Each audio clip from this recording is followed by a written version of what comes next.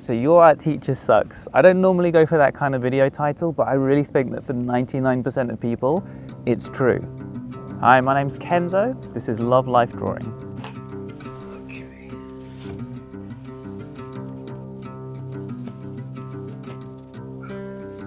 Bit dusty. It's been a while since I looked at these. Okay. When I was a kid, I absolutely loved drawing all the time. It was just so fun. So one of the things that I drew, I haven't looked at this for ages, was this comic book. Hand painted. Hello Maggie. It stars the X-Men, but not just the X-Men. Also two completely new superhero teams of my own creation. Thunderstorm and the 86ers. And as you can see, it is pretty magnificent, and I thought at the time that this was the coolest thing ever. I also did, when I was at school, this was for school, I took an old skateboard and painted it, and I tried to do an ukiyo-e style. And again, I thought this was the coolest thing ever to rival any skateboard out there. So then when I was 16, the fun got taken out of art for me. I basically got this idea that my drawing abilities were not good enough. So I remember I had a teacher at school who, whatever I did, she didn't like it. She thought it wasn't good enough. She thought it wasn't even art.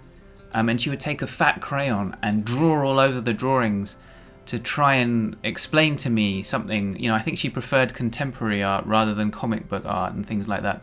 And I kept on thinking that the art wasn't good enough, but kept wanting to do it. So, you know, as I became an adult in my 20s, I would still go to life drawing. I wanted to do it. And then I would show up and the drawings would turn out. This is one of the drawings that I did back then. The drawings would turn out, you know, I wasn't happy with them at all. And I'd think, I'm just not good at it. Why am I doing this? And then I would quit. And then I'd still want to do it. And I'd go back. And I would do some more drawings and think they're not good enough. And I would quit. And, you know, I used to blame that art teacher at school for that. But so actually, this video is not about Miss Macmillan from school, because what happened was, even when I had good art teachers, I was still in that negative cycle. It didn't actually make that much difference. So imagine two art teachers. The first one looks at your drawing and just sees problems. And then they say to you, why did you make these mistakes? You can see it's wrong, so why do you draw like this? What's wrong with you? Do you have no talent? Maybe you should just give up. And then the second art teacher says, hey, there's a lot of stuff working here, and there's some things to improve. And I think you did these 4 things well, so next you can work on this one thing. And you're going to have to work hard on it. It's going to be hard, but you can do it, and I believe in you. So I think it's pretty obvious which of those teachers is going to get better results. The more positive teacher is going to get better results. And it was a big realization for me when I realized that, you know, throughout my learning process, throughout my art career, I'm the main teacher for myself. I'm the one who has to guide myself through, critique my work and find what I need to work on next. You know, other people can help me, but at the end of the day, I'm the one who has to figure out ways of practicing. And then I realized that of those 2 teachers, I'm way more like the really horrible teacher to myself. Hello, got some visitors. Hi, wow, you're muddy. And it's still there now a little bit, like during this drawing here, I'm 30 seconds into it, there is still that thought in my head, like, this already doesn't look good. The torso is too long, I think, and narrow. You suck at drawing. It's not good. You know, this is failing already. But I started to go to life drawing with my mum, and she's really positive about other people's drawings. She's not positive about her own, even though they're amazing. But she started to help me see lots of positives in my drawings. And then I had some mental health struggles a few years ago, and I had to work really hard to fix it or to get through that. And one of the skills I had to learn, and it sounds really, really wishy-washy and silly, was self-compassion. I don't know why that sounds silly, but to me it's just awkward to say, like, I had to learn self-compassion. But it was such an important skill to learn, and it's the skill, I think, that contributed to my progression with drawing almost more than any other skill, which sounds crazy, more than any other technical skill, is that ability to be positive and supportive to myself, which it sounds so ridiculous. I don't know why, maybe because I'm British, it just sounds so silly, but it's true.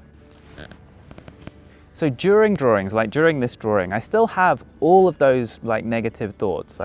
During this one, I was thinking, this is going on YouTube. Everyone's going to think that I can't draw because of this, because something's wrong with it. But the difference is I've added more positive thought patterns too. So it's not just negative, it's balanced out with something more positive. And a lot of positive thought patterns now, like I've built them up. So I'm seeing, oh, I like those gestural curves that I've got in there. Problems that I have, yes, they're there. Thank you, inner critic, for showing them to me, but I can fix them. And then more broadly, like just in general about learning to draw, I've been more positive. Like every drawing, even failed drawings, is a step in the right direction. There you go. Hi. Hi. Hi. I feel like such a weirdo filming like this out in the park. Come here. But hopefully throwing a frisbee for Maggie makes it look more normal. I don't know.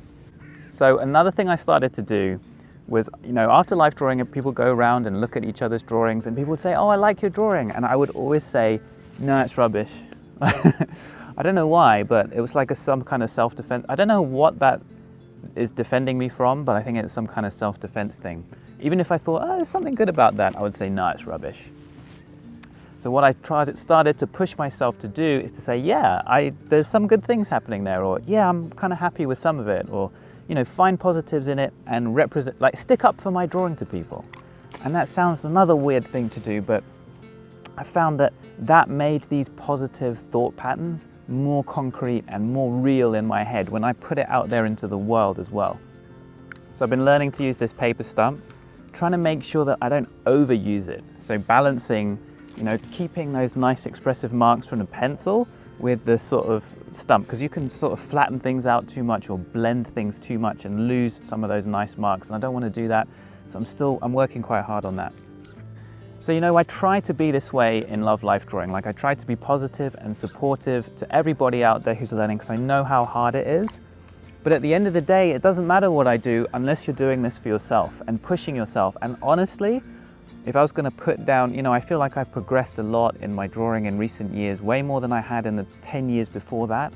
And if I had to put it down to one thing, it would be this thing where I could never silence the inner critic, but I could balance it out with these new, more positive thought patterns. And that is more motivating. I practice more. I improve quicker.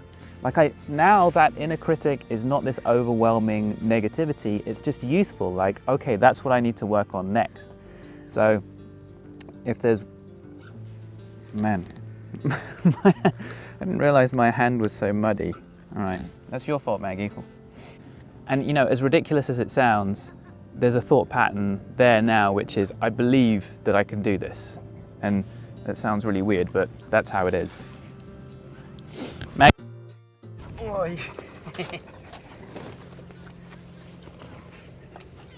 Chaos. Absolute chaos.